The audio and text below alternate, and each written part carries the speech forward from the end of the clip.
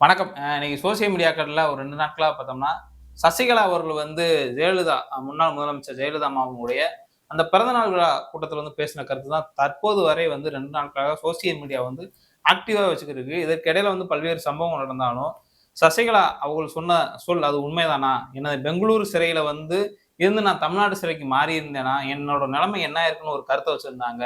இதற்கு மறுப்பே தெரிவிக்காத வகையில தான் செங்கோட்டையன் அவர்கள் வந்து தற்போது வந்து 2 நாட்களாகியும் அமைதி காக்கிறாரு.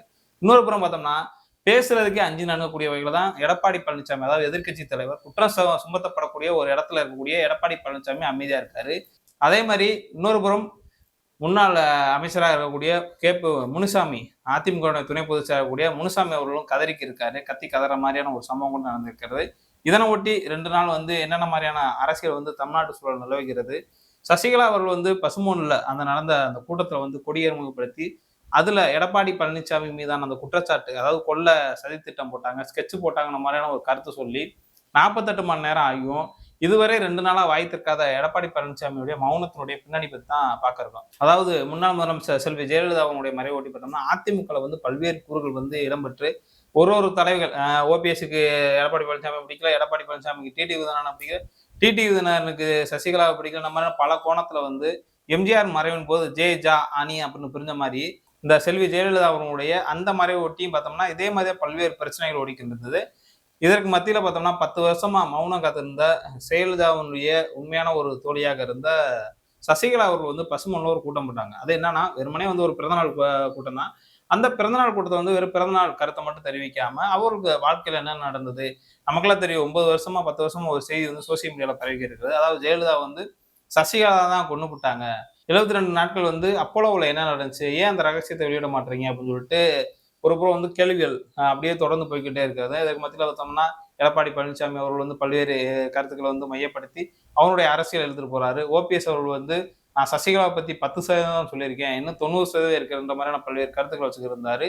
அப்ப இந்த மறைவை ஒட்டி ஜெயலலிதா அவங்களுடைய மறைவை ஒட்டி அன்றைய முதலமைச்சராக இருந்த ஓபிஎஸ் அவர்கள் வந்து மிரட்டி வந்து அந்த பதவியிலிருந்து இறக்கப்படுறாங்க.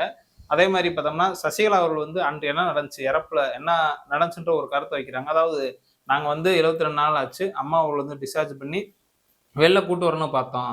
அப்போது வந்து பார்த்தோம்னா, ஹார்ட் அட்டாக் வந்துருச்சு. அப்ப அதனால தான் அம்மா வந்து இறந்தாங்கன்னு ஒரு கருத்த வச்சுட்டாங்க. இன்னொரு புறம் பார்த்தோம்னா, பல்வேறு வதந்திகள் வந்து இந்த புறம் ஓடிக்கொண்டிருக்கிறது. சரி இந்த வதந்திகள்லாம் ஓடிச்சு, அதில கூவத்தூர்ல அடைச்சு போட்டு, எடப்பாடி பழனிசாமி அவர்கள் வந்து டெண்டர் எடுத்து, இப்படி வந்து நின்னுட்டு, இப்படி ஒரு கும்பிட போட்டு, இப்படிதான் முதலமைச்சராக, அமைச்சர்களாக அன்னைக்கு வந்து செல்லூர் ராஜா இருக்கட்டும், எடப்பாடி பழனிசாமியா இருக்கட்டும், தங்கமணி, வேலுமணி, சண்முகம், விஜயபாஸ்கர் இந்த மாரி பல நபர்கள், கடம்பூர் ராஜு, இங்கிட்டு ஆர்.பி. உதயகுமார், இப்படி பல நபர்கள் நம்ம சொல்லிட்டே போலாம். ஓபிஎஸ் அவர்கள் வந்து அன்னைக்கு தர்ம யுத்தம்னு ஒரு யுத்தத்த தொடங்கி, நான் வந்து அம்மாவோட பேச போறேன். அம்மாவோட ஆன்மா வந்து என்கிட்ட பேசிக்கிட்டு இருக்கு. அது பழைய காலத்துல உங்களுக்குலாம் தெரியும். எம்ஜிஆர் அவர்கள் வந்து சமாதி இருக்கிற இடத்துல போயிட்டு காத வச்சுட்டு, கடிகாரம் சவுண்ட் இப்போ வரைக்கும் கேட்கும்னு ஒரு கருத்த வச்சிருப்பாங்க. அந்த கருத்துக்காகவே வந்து இன்னும் வந்து உயிரோட இருக்காரு. உள்ள படத்துக்கு இருக்காருப்பா. அதான் கடிகாரம் ஓடுதுன்ற ஒரு கருத்த வச்சிருப்பாங்க. அது மாதிரி தான் தர்ம யுத்தம் பண்றேன்னு சொல்லிட்டு அம்மாவோட ஆன்மாவோட பேசிட்டேன். அப்படின்னு சொல்லி குருமூர்த்தி ஏற்பாட்டால வந்து ஓபிஎஸ் அவர்களும் தனியா இருந்தாரு. அதுக்கப்புறம் வந்து ஒண்ணு சேர்ந்துக்கிட்டு அப்புறம் ரெட்டலை முடக்கப்படுது. அப்புறம் தொப்பியில நின்னு டிடிவி தினகரன் ஜெயிக்கிறாரு. இது ஒரு கதை. இதற்கு மத்தியில பார்த்தோம்னா, சசிகலா அவர்கள் தான் முதலமைச்சர் ஆவார்ன்னு ஒரு பல்வேறு கருத்துக்கள் வந்து கொண்ட சூழல்ல, அவர் மீதான அந்த சொத்து குவிப்பு அந்த வழக்குல வந்து அவங்க வந்து தண்டிக்கப்பட்டு பெங்களூர் சிறைக்கு மாற்றப்படுறாங்க. அதுல அவங்க சொன்ன கருத்து தான் தற்போது பேசுபொருளா இருக்குது. நான் வந்து அன்னைக்கு வந்து என் கணவர் வந்து இறந்துட்டாங்க. அதுக்கு வந்து நான் ஒரு 15 நாள் வந்து பரோல்ல கேட்டிருந்தேன். அது பெங்களூர் சிறை கூட எனக்கு அனுமதி குடுத்துட்டாங்க. ஆனா இங்க இருக்கின்ற கமிஷனர் வந்து எனக்கு தரல. அதுக்கு காரணம் கேட்டா, எங்க மேலிடத்து உத்தரவு எடப்பாடி பழனிசாமி சொல்றாங்க. அதனால உங்களுக்கு தர முடியாது அப்படின்னு ஒரு கருத்த வச்சிருந்தாங்க. இந்த கருத்த ஒட்டி பார்த்தோம்னா, ஒரு 5 நாள் தான் தருவோம். வந்து இருந்தா இருந்துட்டு போ, பார்த்தா பார்த்துட்டு போ. அதே இறந்துட்டாங்களா வந்து பார்த்துட்டு போ அப்படின்ற மாரி ஒரு கருத்து தான் அன்றைய முதலமைச்சரா இருந்த எடப்பாடி பழனிசாமி சொன்னாரு. சரி இந்த கருத்துப்படியே போய்க்கிட்டு இருக்கு. இப்ப சின்னம்மா சசிகலா என்ன சொல்றாங்கன்னா, எனக்கு வந்து அன்னைக்கு வந்து துயரம் நடந்துச்சு. செங்கோட்டை வந்து என்னைய பார்த்தாரு. அப்ப வந்து நீங்க வந்து சென்னை சிறை இங்கிட்டு மாறிக்கிறீங்களா அப்படின்னு சொன்னாங்க. அப்ப மாறி இருந்தேன்னா இன்னைக்கு நான் உங்ககிட்ட பேசியிருக்கவே மாட்டேனான்ட்டு, என்னை கொல்ல சதி போட்டிருக்காங்க, சதி திட்டம் போட்டிருக்காங்கன்ற மாரியான ஒரு பகிரங்கமான ஒரு கருத்த வெளியிட்டாங்க.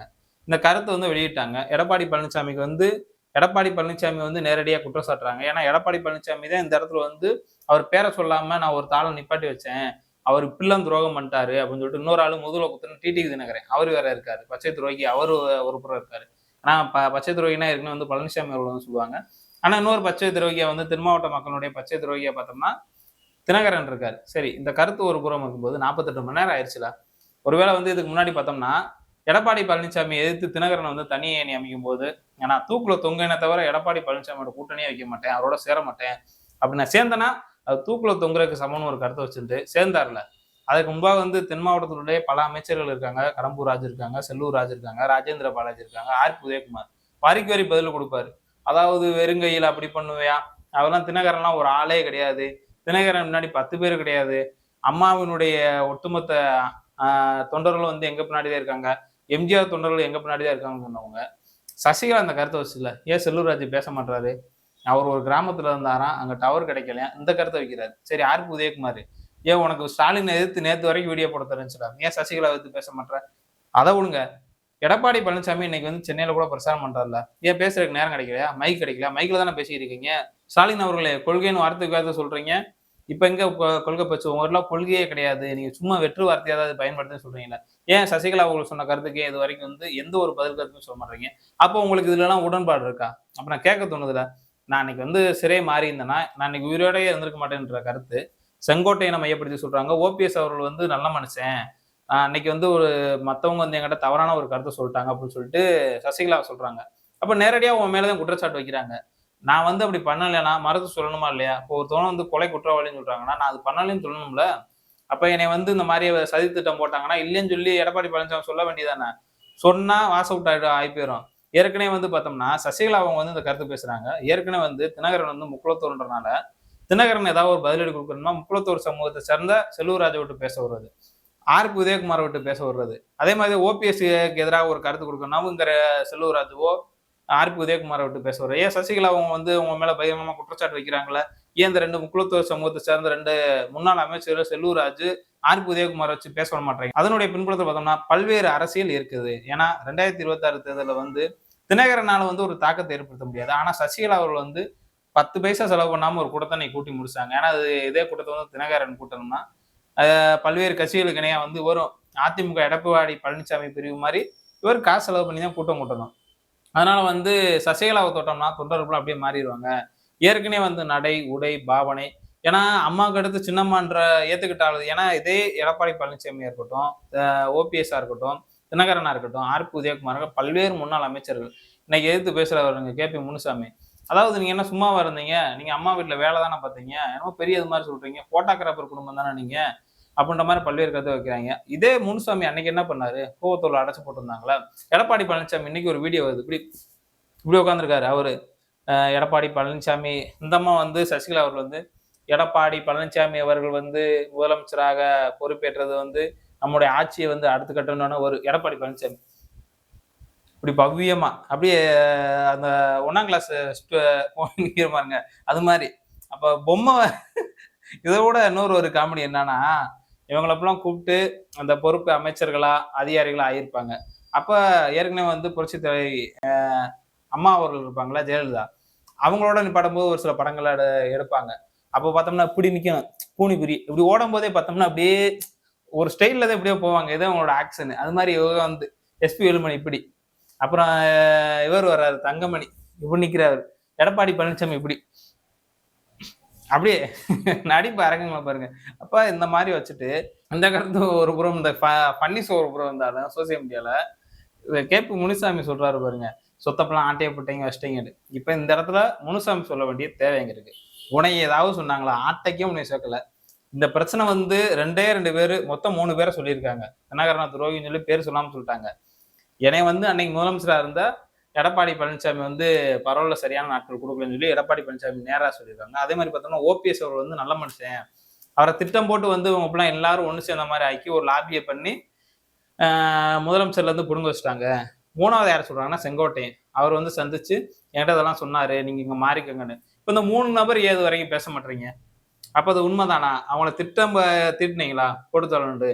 இந்த அம்மா வந்துச்சுன்னா நம்ம ஒரு ஆளுமையாயிரும்.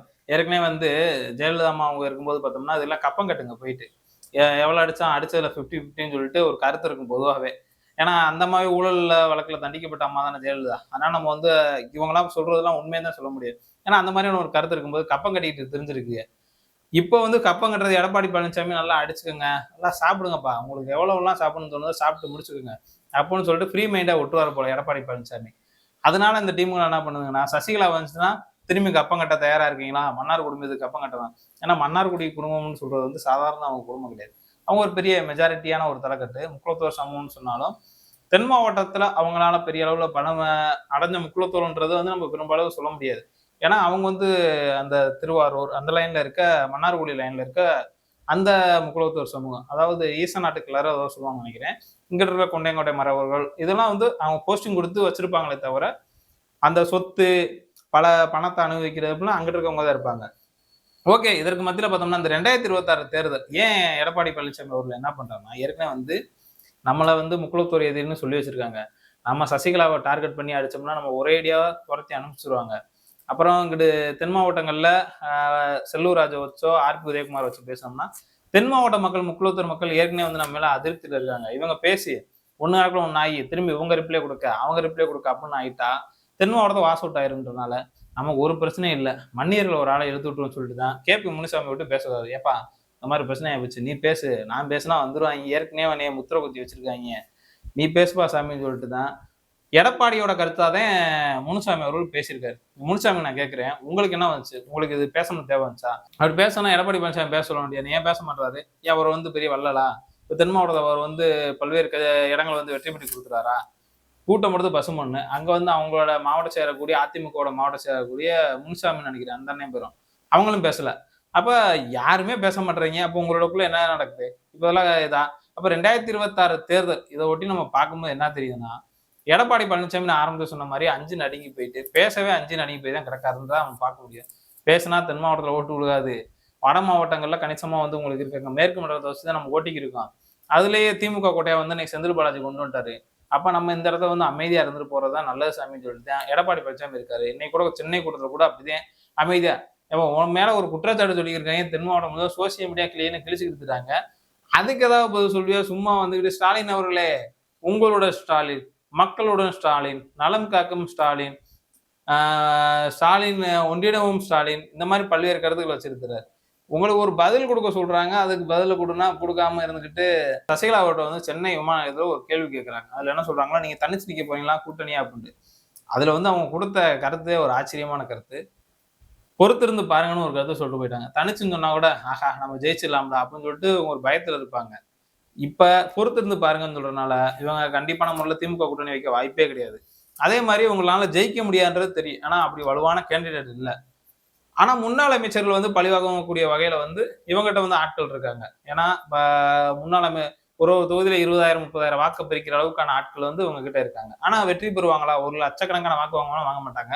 அதனால டிவிகேவோட இந்த தடவ சேர்ந்து தான் இயங்க போற கருத்தை தான் நான் பார்க்க முடியும். ஏன்னா பத்திரிகையாளர் கேட்கின்ற கேள்விக்கு வந்து அவங்க பதிலே சொல்லல. பொறுத்து வந்து பாருங்க சொல்லிட்டு முடிச்சு போயிட்டாங்க.